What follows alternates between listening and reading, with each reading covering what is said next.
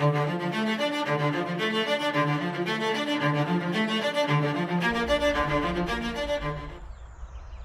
mit diesen Eindrücken heiße ich euch herzlich willkommen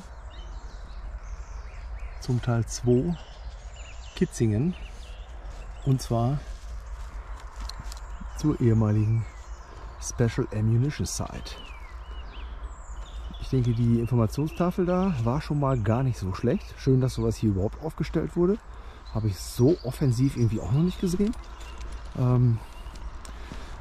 Wir werden jetzt mal schauen, dass wir hier irgendwie drauf kommen.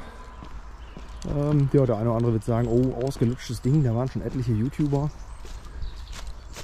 Hier hing natürlich mal irgendwie ein Hinweis auf die Einheit oder sowas.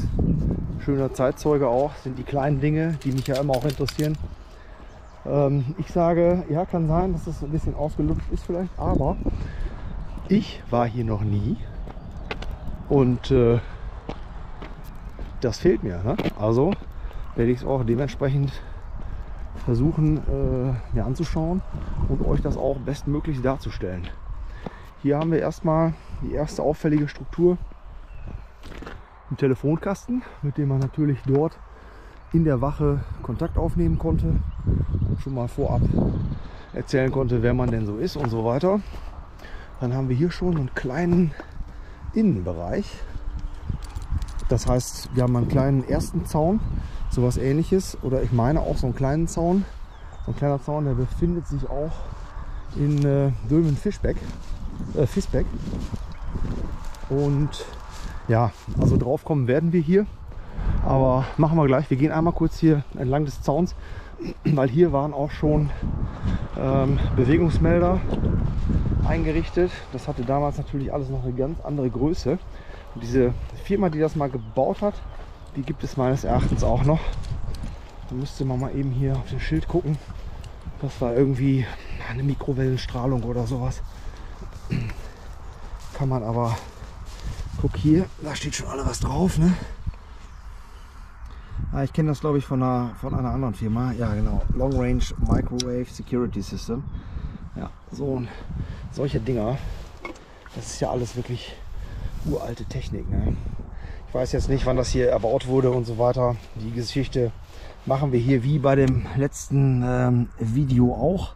Das reiche ich euch alles entsprechend in den gelben Untertiteln nach. 1081 steht da. Ja, vielleicht ist das von 81.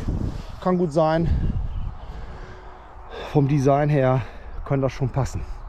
Ja, hier dann der Blick von außen auf das Wachgebäude. Da der prägnante Wachturm. Und ja, entsprechend das Gebäude sogar doppelstöckig. Auch interessant. Gibt es auch nicht allzu häufig, meines Erachtens. Gibt es in Emsland, Lager Lahn, da ist es auch doppelstöckig. Das ist allerdings auch dermaßen runtergekommen, das Gelände. Das ist wirklich schade. Richtig alles, also fast komplett zurückgebaut. Da ist nur noch ganz wenig Struktur zu sehen. Gut, ich schalte das hier aus und wir begeben uns jetzt mal aufs Gelände. Ja, da haben wir das Gelände bereits betreten. Jetzt habe ich leider diese Schilder hier nicht drauf von außen. Da muss ich noch mal gucken, ob man da was sehen kann. Das sieht ja aus, die Silhouette wie eines Stoppschildes. Das müssen wir uns noch mal anschauen. Hier war noch mal irgendwie Entschuldigung, hier war noch mal irgendwie Elektronik eingebracht. So sieht es aus. Da vorne überall natürlich Ausleuchtung. Und dann haben wir das Wachgebäude an sich. Hier ist diese sogenannte Vereinzelungsanlage. Das sieht jetzt so aus, als wenn wir von dieser Seite nicht reinkommen. Es sei denn, die Tür hier ist, ne, die ist verschlossen. Ist auch nicht schlimm. Hier der typische Drehteller für die Ausweisdokumente etc. Hier vorne selbiger. Ja, feuerliche Einrichtung. Und dann kann man hier wieder weiter aufs Gelände gehen. Ja. Schön, dass es funktioniert. Ja, komm du mal her, du bedröppeltes Ding. Dexter, komm. Ja, die Leine, die ist hier irgendwie ein bisschen, die ist heute mal angebracht. Die werden wir hier mal ein bisschen nutzen. Dann haben wir hier ein zweites Telefon. Wer da mit wem jetzt im Einzelnen immer telefoniert hat, das weiß ich jetzt auch nicht. Ja, wir sind im Innenbereich auf jeden Fall. Das weiß ich schon. So viel kann ich sagen. Hier oben haben wir diesen ganz, ganz krassen NATO-Draht, nenne ich das mal. Den gibt es auch in Dülmen zu sehen. Der ist wirklich ganz enorm, vor allen Dingen der rostet überhaupt nicht. Das muss irgendwie so ein Edelstahl, muss das sein. Also der ist so nicht überwindbar. Ja, verläuft bis da hinten nicht. Ja doch, der verläuft komplett ums ganze Gelände.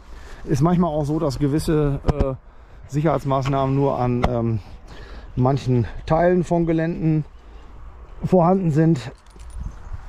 Habe ich schon gesehen, jetzt nicht bei solchen Geländen beim Draht, aber bei anderen Geländen. Gut, wir gehen jetzt hier einmal um das Wachgebäude rum. Ja, das Boot, das lassen wir mal außen vor. Das kennt ja auch jeder, der hier schon mal ein Video von gesehen hat. Dann gehen wir hier mal eben rein in das Wachgebäude selber. Ja, hier ist natürlich alles zerpflückt worden. Desolater Zustand. Einmal hier nach vorne. In den, ja, ich nenne das jetzt mal einfach Abfertigungsbereich rein. Ja, also sagen wir es mal so, es sieht auf jeden Fall noch besser aus als die Geschichte in Dünsen. Die ist also noch weitaus zerstörter. Hier vorne haben wir die Schießscharten, wo man dann bei einem eventuellen Angriff, vielleicht auch durch Terroristen etc., hätte nach außen rauswirken können. Das müsste hier eigentlich in jedem Raum sein. Ja, hier vorne haben wir das auch. Ich weiß gar nicht, ob das jetzt kontraproduktiv ist mit der Beleuchtung hier. Ich mache die mal ein bisschen schwächer. Ja, so. Werde ich jetzt auch nicht immer zum Einsatz bringen. Wir wissen ja, dass es oft so Überblendungen gibt. Hier ist so ein kleiner Sanitärbereich. Hier haben wir eine Luftanlage, eine Belüftung haben wir hier. Ja, wir gehen mal hier weiter durch. Ich kann euch diese Wachräume auch nicht jetzt super erklären. Ne? Hier haben die auf jeden Fall ihre Dienste gemacht. Hier ist so ein kleines Küchending mit so einer Durchreiche haben wir hier. Dann gehen wir hier noch mal weiter. Hier sind noch, ich denke, für persönliche Ausrüstung und so weiter, da lag das alles bereit. Wahrscheinlich Helm etc., ne, was man so brauchte für den Alarmfall, um das schnell anlegen zu können. Ja. Und hier am Ende sind wir jetzt auch schon am Turm angelangt. So, hier kommt gut Luft durch die Tür, weil die Fensterscheibe nicht mehr da ist. Ob das jetzt aufgeht? Oh ja, geht auf, super. Haben wir uns schön Wege erspart. So, machen wir das nochmal wieder zu. Hier stand noch schön was drauf.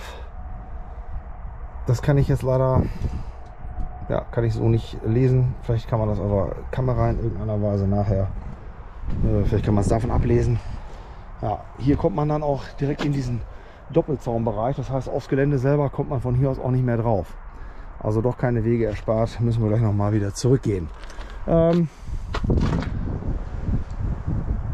wollt ihr hoch, da will ich hoch. Und genau das werden wir jetzt tun. Aber der Hund, der bleibt hier unten. Den muss ich hier mal eben anleinen und dann gehe ich da hoch. Bis gleich. So, du bleibst da. Und wir gehen mal hier gucken. Das ist hier eine sehr schmale Geschichte. Ach, da war ich schon fast vergessen, dass wir hier die zweite Etage noch haben, in der wir uns jetzt hier befinden. Da gehe ich jetzt nur einmal ganz grob rein. Einen kleinen Schwenk machen, damit ihr seht, das ist hier alles auch in desolatem Zustand. Ich vermute, dass hier auch entsprechende Sozialräume in irgendeiner Weise waren, dass man hier pennen konnte. So. Das ist noch irgendeine Art von Tank, denke ich. Ja, halten wir uns jetzt aber auch nicht mehr ewig mit auf. Gehen wir mal weiter hoch hier. Ach, herrlich. Hier haben wir noch ein kleines Türchen, damit kämen wir dann oben auf das Dach drauf.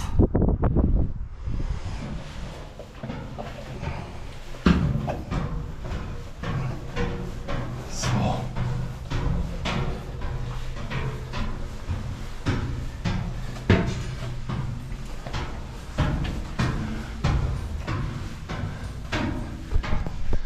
Drehe ich mal die Kamera um. Und dann sind wir oben auf dem Turm. Hier fehlt auf jeden Fall der komplette Boden, der ist hier raus. Hier haben wir noch dieses, oh mein Gott, fast runtergefallen. Hier haben wir noch dieses Bedienerpult. Leider stehen hier keinerlei, ist hier keinerlei Beschilderung vorhanden, wo man nochmal irgendwas drauf rückschließen konnte, was man alles bewegen konnte.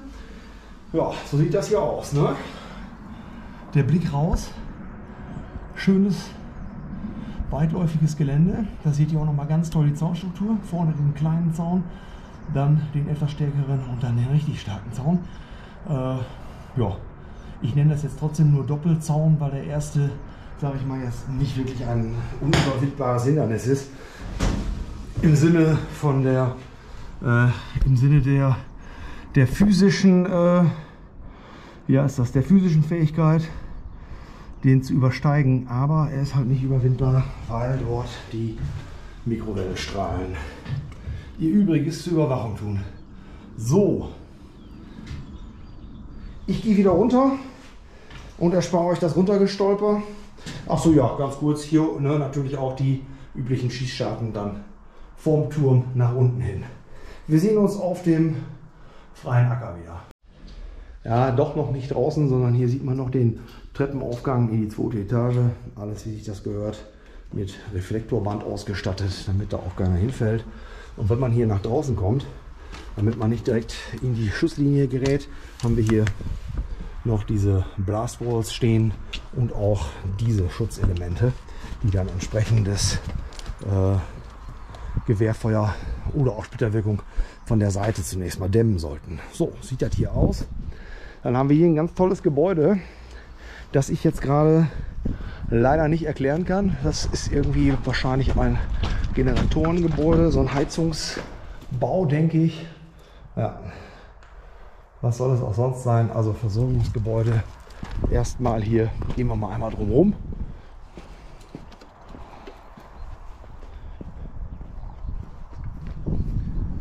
Und hier vorne haben wir eine Hundehütte draufstehen. Ob das hier immer der Platz war, wo der Hund, wo ein Hundezwinger war, das vermag ich nicht zu sagen.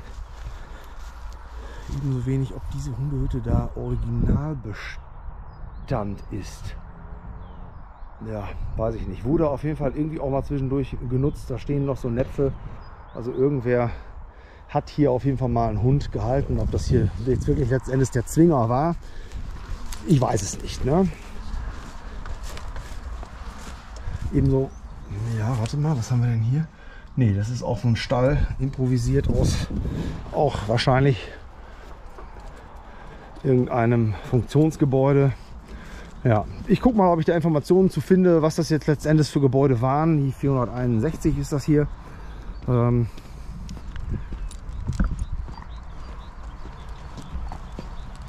gehen jetzt noch mal eben hier auf das Gebäude hoch und dann gehen wir natürlich rüber zu den beiden Sheltern, wo die Atomwaffen lagen oder die Sprengköpfe, je nachdem, was hier gelagert wurde.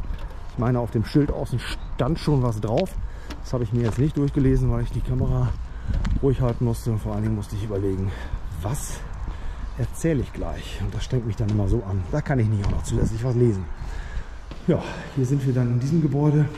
Also ihr seht hier auch, das ist dann hier landwirtschaftlich nachgenutzt worden.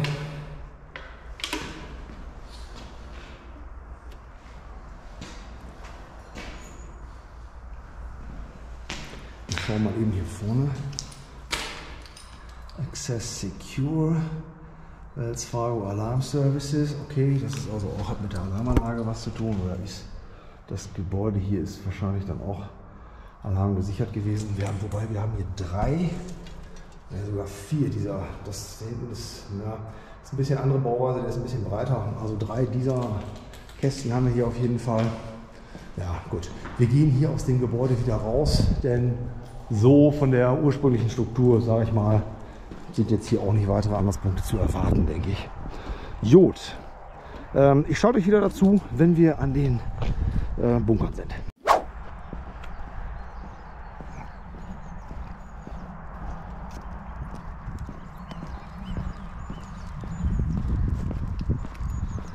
So, jetzt passt mal auf. Hier haben wir noch eine ganz tolle Betonstruktur, von der ich jetzt gerade gar nicht weiß, was es ist. Das könnten, tja, es könnten, ich weiß es einfach nicht. Waren das hier, oh, keine Ahnung, waren das eventuell betonierte Stellungen hier? Nee. Warte mal, hier ist Pflaster. Da vorne liegen noch so Betonbrocken rum. Es gibt ganz häufig auf diesen Geländen halt entsprechende Bestellungen auch, von denen aus man dann hier in den Bereich reinwirken konnte. Hier ist vielleicht so eine Art Kabelführung. Boah, ja, da muss ich sagen, da muss ich jetzt absolut passen. Ich weiß nicht, was das hier ist, weil dazu ist es einfach, wenn man es vorher so in dieser Bauweise noch nicht gesehen hat, und ich habe das so noch nicht gesehen, dann ist das jetzt zu abstrakt irgendwie. Ja, ich weiß einfach nicht, was es ist. Gut, so, wollen wir mal gucken, wer es weiß, da ich dazu Informationen bekomme. Ja, dann gehen wir mal hier auf den ersten Shelter ein, was wir schön sehen können. Ich bin schon mal vorbeigelaufen. Dieses Tarnschema, was man da aufgebracht hat. Dann haben wir diesen großen, ich nenne es jetzt mal Drahtverschlag. Es gibt da natürlich ein entsprechendes Fachwort für. Das sollte schon mal der erste Schutz sein vor, ich glaube, panzerbrechenden Waffen, glaube ich, dass die sich hier dran schon, wie heißt das, dass die daran schon auslösen und dann ihre Wirkung so gesehen im weiteren Verlauf auf das Moonlagerhaus verpufft. Ist so, glaube ich, gedacht gewesen. So, da haben wir hier schon beziehungsweise das erste Tor, und hier hinter haben wir ein zweites Tor. Es war auch mal so, hier kann man es jetzt, glaube ich, nicht sehen, vielleicht war es hier auch nicht. Ich hatte das mal gesehen, ich meine in Ostbevern in den Gebäuden, dass man da von oben, von der Decke aus noch Estradrallen runter senken konnte auf die zu schützende Struktur. Das ist aber auch über 20 Jahre her, glaube ich, dass ich da in Ostbevern war. Deswegen kann es auch sein, dass meine Erinnerung mir da einen Streich spielt oder dass das nachträglich da eingebaut wurde. Ja, hier auf jeden Fall der Innenbereich dieses Munitionslagerhauses oder dieses Bunkers. Hier wurde auch mal irgendwie landwirtschaftlich nachgenutzt. Hier liegen so Absperrdinger rum. Wahrscheinlich waren hier mal irgendwie Schafe drauf oder sowas. Ne? Ja, hier gehen wir noch mal eben kurz auf diese Schilder ein. Ja, das Gestrichene, das kann natürlich sein, dass das Abrechnungen von Soldaten sind über ihre Dienstzeit. Wobei das eigentlich hier in so eine Anlage nicht reinpasst. Da waren die, glaube ich, zu genau, oder da waren wahrscheinlich die Auflagen zu streng, dass da irgendjemand was rumgekrakelt hätte. Gut, wir schauen uns jetzt das andere Ding noch eben an. Und dann sind wir hier auch schon wieder durch. So, der Hund bleibt immer schön stehen, wenn er alleine ist. Das ist eine hervorragende Sache. Ich schalte euch dann wieder zu, wenn wir da oben in den Bereich kommen. Ganz kurz der Vollständigkeit halber, wir haben hier einen Feuerlöschteich. Und diese Feuerlöschteichform, die hat auch schon die Wehrmacht damals angelegt. Also jetzt nicht, dass die Feuerlöschteich da gebaut hätten, aber die Form, diese rechteckige Form, die ist mir bekannt von einem anderen Gelände, wo es auch noch ein sehr, sehr interessantes Video drüber geben wird. Darf ich euch jetzt schon sagen. Warten wir es mal ab. Ich sage Stichwort Vogelbeere. Ja, da hinten seht ihr noch so einen grünen Schaltkasten an dem mittleren Beleuchtungsmast. Da gehen wir jetzt nicht mehr hin. Wir wollen uns auch nicht übertreiben. So, denn wir sind hier jetzt schon beim zweiten Bunker. Den gucken wir uns jetzt noch mal eben kurz an. Ich erwarte mir da jetzt keine besonderen Eindrücke mehr, die jetzt das hier noch total erhellen. Aber wenn man schon mal da ist, dann wäre es auch ziemlich dämlich, wenn man das nicht filmen würde. So, Dexter, du bleibst mal hier. Du bleibst hier. Ja, wir haben hier also eigentlich dieselbe Struktur. Ne, dieselbe nicht, die gleiche. Auch dieselbe Struktur schon, ne? Aber nicht dieselbe Tür. Das geht nicht. Dann müsste die von da hier rüber gewandert sein. So. So sieht das hier aus. Habe ich vorhin bin ich nicht so richtig drauf eingegangen. Junge, Junge. Das ist schon ein ordentliches Kaliber. Hier auch, wie man sieht, Zaunbau.